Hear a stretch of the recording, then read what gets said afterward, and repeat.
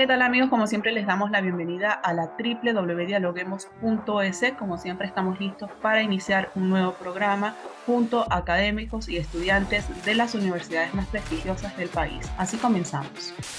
Hoy exploramos una investigación fascinante de la Universidad Andina Simón Bolívar que forma parte de una tesis doctoral titulada Cuestiones críticas de ética empresarial y producción de discursos en la publicidad de alimentos procesados.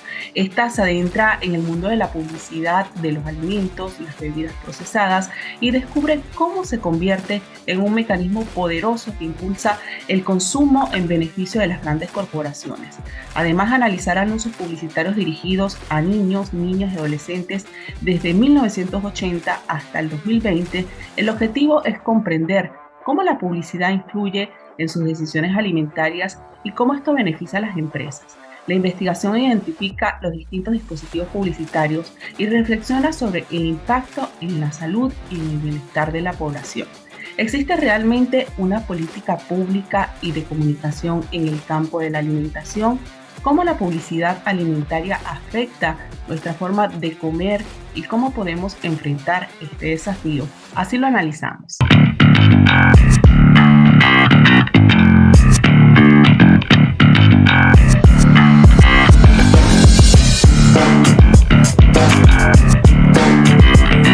Bien amigos, y para ello se encuentra con nosotros ya Mónica Izurieta. Ella es docente del área académica de gestión de la Universidad Andina Simón Bolívar y está con nosotros el día de hoy. ¿Cómo estás, Mónica? Gusto en saludarla. ¿Cómo estás? Buenos días. Muchas gracias por la invitación para discutir este importante tema. Así es, Mónica, una importante investigación que arroja datos que son importantes comprender en este contexto en el que vivimos el día de hoy. Pero para iniciar y colocar en contexto a nuestra audiencia, ¿cuál fue el objetivo principal de su investigación y qué la llevó a interesarse en este tema en particular? Esta investigación tiene como motivación principal poner en evidencia cuáles han sido los mecanismos de producción de discurso que revierten la nocividad de alimentos que son promocionados justamente a un público vulnerable a la publicidad engañosa, como son los niños y adolescentes. Ese fue el objetivo. Bien, basado en lo que nos dice, como todos los estudios e investigaciones hay hallazgos, estuvimos leyendo un poco la investigación, pero en relación con la publicidad de alimentos y bebidas procesadas y la ética empresarial, ¿qué nos puede decir? ¿Cuáles fueron estos principales resultados? Que estos mecanismos justamente de manipulación discursiva han variado, se acomodan a los contextos, se acomodan a los discursos sociales de inclusión, ecológicos, también a una estrategia de greenwashing que tienen ciertas corporaciones. Entonces, el debate está todavía bastante vigente. Hablando de este debate y de lo que usted nos dice, cómo los discursos se acomodan sobre todo al aspecto social y cultural de la población. Usted hacía mención en su estudio a varias publicidades de los 80 y de los 90, donde hablaba básicamente acerca de las imágenes que se utilizan sobre niños blancos, rubios, castaños, además del patrón de las mujeres, que hoy también lo seguimos viendo vigente en la publicidad. ¿Cómo cree usted que esto afecta la representación de los cuerpos de la diversidad de América Latina en la publicidad? Y, por ejemplo, ¿cómo lo ve ahora en el 2023? ¿Ha cambiado este discurso o sigue utilizándose la misma tendencia? Ha cambiado, pero no para bien. A ver, ¿cuál ha sido este cambio? En un inicio, en los 80 y 90, había una imagen de un niño blanco, rubio, de una niña con similares características, ¿no?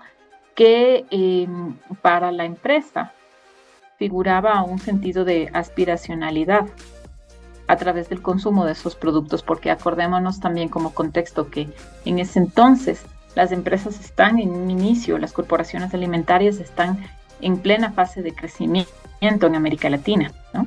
Entonces, su estrategia es empezar por barrios, niveles socioeconómicos y canales de clases sociales con poder, de clases sociales directivas, empresariales, ¿no? Entonces, ese es el modelo que en ese entonces era a seguir, ¿no? Un modelo de una etnia, un color blanco de piel. Luego, los contextos sobre los discursos de diversidad, inclusión, se hacen importantes, por ejemplo, en espacios educativos, ¿no? Y es una táctica empresarial de estas corporaciones el adoptar justamente este tipo de discursos para beneficiar a la publicidad, es decir, para beneficiar al producto, ¿no? Y revertir esa nocividad que tienen los alimentos procesados. Entonces sí hay un cambio. En un inicio utilizan esta imagen de los niños rubios, blancos, como un sentido aspiracional a la marca, pero luego cuando los contextos sociales cambian hacia la inclusión y diversidad, pues también empieza a cambiar esta representación en la publicidad. En cuanto a los cuerpos de niñas y mujeres, esto es también bastante interesante, especialmente en la categoría gaseosas. Son fragmentadas ciertas partes del cuerpo de las niñas y de las jovencitas y con connotaciones sexuales, ¿no? Esto se puede ver tanto en marcas locales ecuatorianas de gaseosas como en marcas internacionales, como Coca-Cola, ¿no? Entonces, cuando uno analiza estas imágenes de la publicidad, puede ver que tanto en discurso como en imagen hay una connotación sexual. Nuevamente, el contexto de género, el contexto actual de el tema de los cuerpos femeninos, su respeto, cambia, hay un debate, ¿no? Y las empresas de gaseosas especialmente se han controlado, digamos que se han autocontrolado en ese sentido para una producción semiótica que no se vea como una cosificación del cuerpo de la mujer, ¿no? Sin embargo, no es que los mecanismos de producción semiótica que subordinan al consumo se han detenido, ¿no? Más bien han variado. Ahora tenemos un contexto de crisis climática en el que la responsabilidad ambiental está también en debate, pues ese discurso también es recogido por las empresas, ¿no? Pero siempre en un sentido manipulador, porque un alimento procesado, no hay discusión, es malo para la salud, o sea, contribuye a la epidemia esta silenciosa de sobrepeso y obesidad en la que estamos los países de América Latina, ¿no? Los mecanismos estos de subordinación del consumo a través de una producción semiótica y discursiva manipuladora son los que han cambiado, se acomodan, pero sigue su estrategia de revertir la nocividad de los alimentos, hacerlos mirar como saludables, incluso nutritivos, cuando realmente no lo son todo lo contrario, ¿no? Entonces, esta estrategia, desde varios mecanismos acomodados, digamos, a un contexto aceptado social, prevalece, ¿no? La estrategia finalmente es la misma, que es la de revertir la nocividad del contenido material de estos alimentos. Claro, Mónica, tomando en cuenta lo último que nos dice acerca de la comida nociva que se ve en las publicidades y que esto no se ha revertido, de la táctica empresarial, del beneficio de productos que utilizan las empresas sin tomar en consideración la salud de la población. ¿Cómo cree usted que la publicidad alimentaria afecta nuestra forma de comer y cómo podemos enfrentar este desafío? Esa es una muy buena pregunta. Justamente a través de la manipulación de nuestras representaciones de los alimentos, en este caso de los alimentos y bebidas procesadas, ¿no? Si es que nuestra representación es que ese empaque o esa marca es ecológica cuando realmente no lo es. Hablemos de marcas de gaseosas que contaminan con sus envases plásticos, por ejemplo. Pero porque reduce o recicla un 10-12%, luego trata de mostrarse como ecológica y los consumidores, especialmente jóvenes, lo ven así, ahí hay una manipulación de la representación de un alimento nocivo. Entonces, ese es el camino, ha sido siempre, y lo demostramos en la investigación, que desde los 80, ¿no?, hasta ahora, los mecanismos cambian, pero la estrategia de revertir esa nocividad material del alimento prevalece, ¿no? Es cambiar finalmente la representación hacia ver un alimento que es nocivo, verlo como atractivo, como juvenil e incluso como nutritivo cuando no lo es. Claro, usted hace referencia también al patrón de obesidad que hoy en día tenemos claro es un grave problema de salud pública en el mundo, ¿no? Principalmente en América Latina.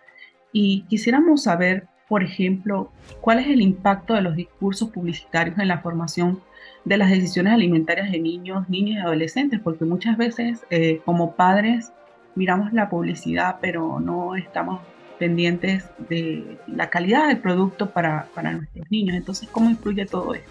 Creo que tiene que ver con lo que hemos dicho anteriormente, cómo influye justamente en los cambios de representaciones de los alimentos y especialmente en niños y adolescentes. Mira, los niños y niñas hasta una edad de unos 10, 11 años no diferencian entre publicidad con información.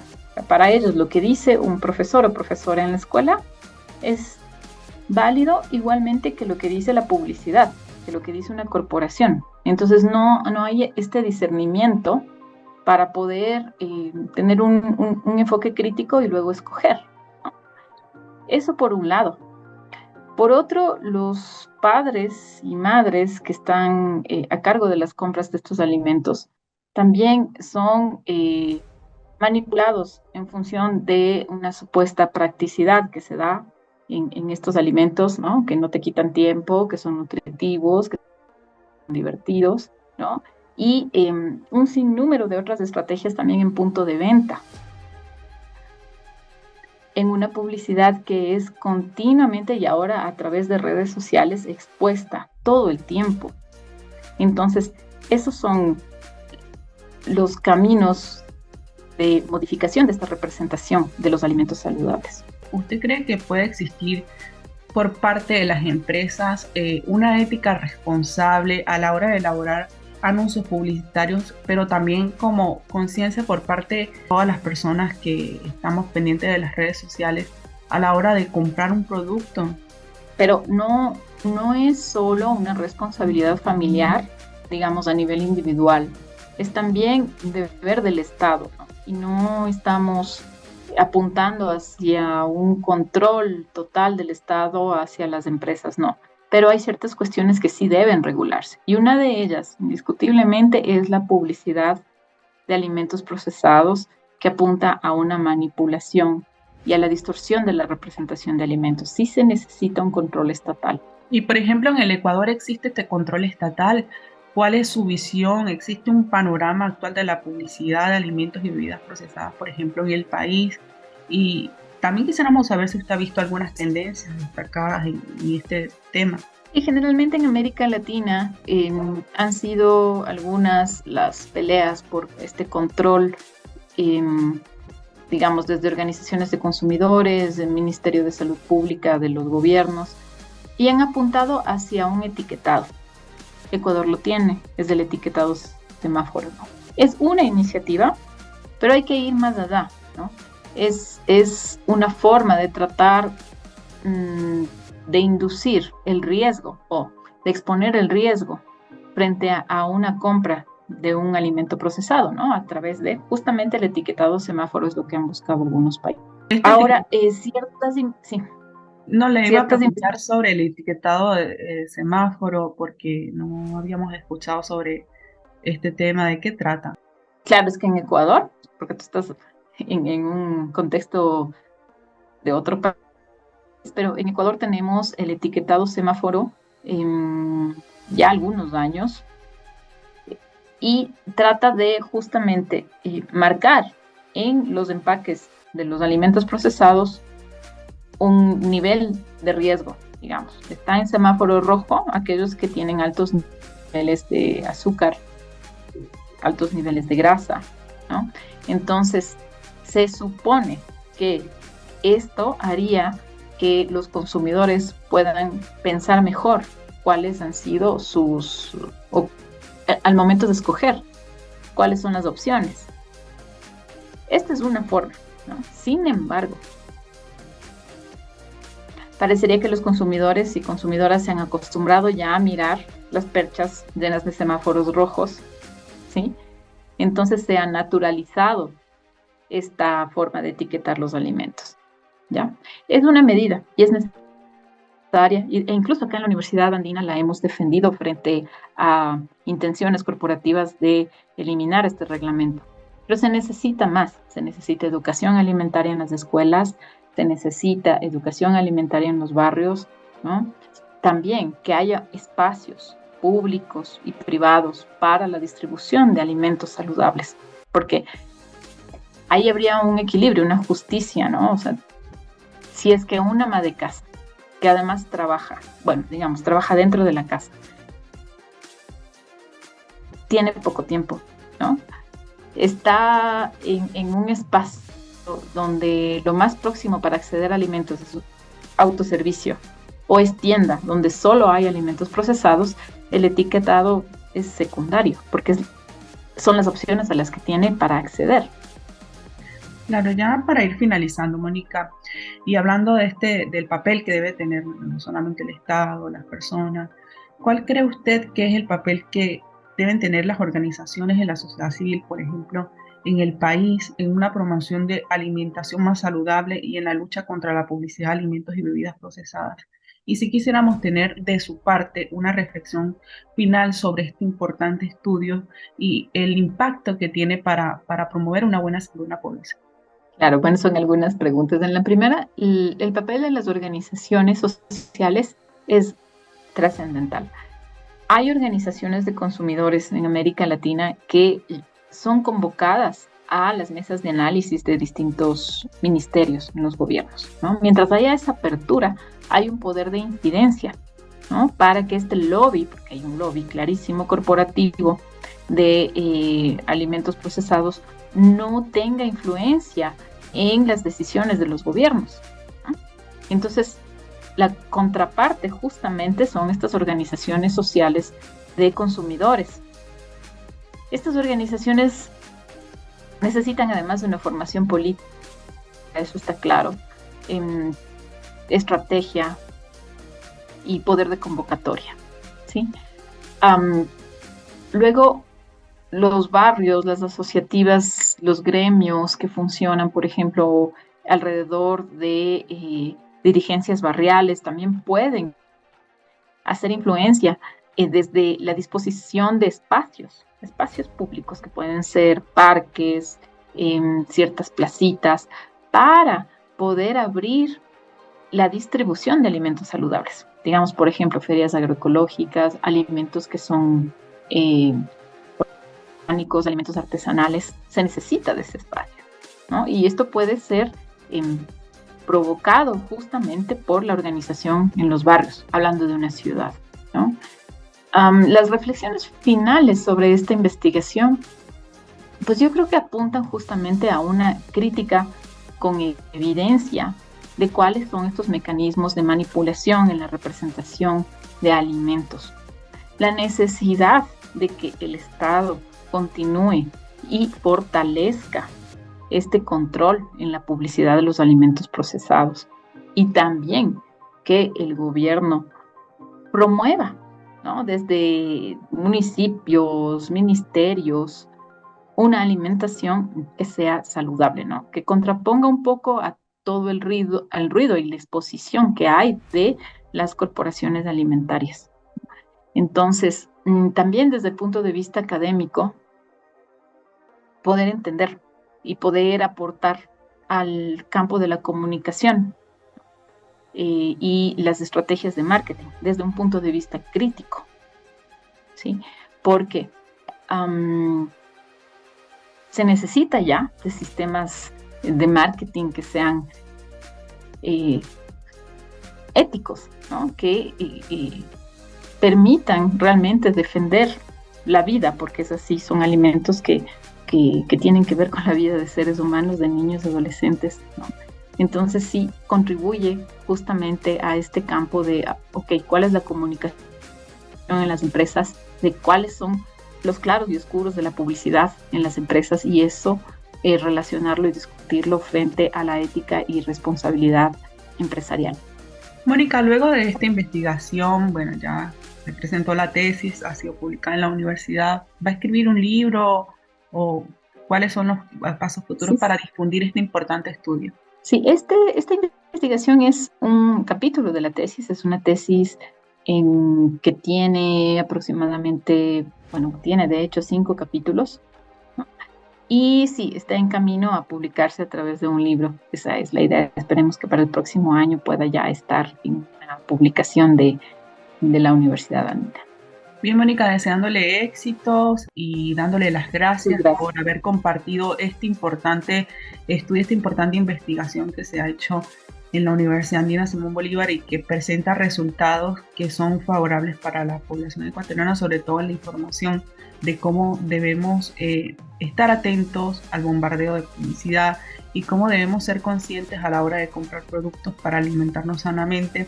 Este estudio nos deja datos súper interesantes que esperemos que la población reflexione y sea consciente de ellos. Muchas gracias por estar con nosotros el día de hoy. Muchas gracias a ti, a Dialoguemos con mucho gusto. Muchas gracias a todos ustedes quienes nos sintonizaron a través de la www.dialoguemos.es. Recordarles que estamos en redes sociales como @dialoguemosinfo y también puede revisar nuestros contenidos en el diario El Comercio y El Universo. Soy Rangira Briceño y será hasta una próxima oportunidad.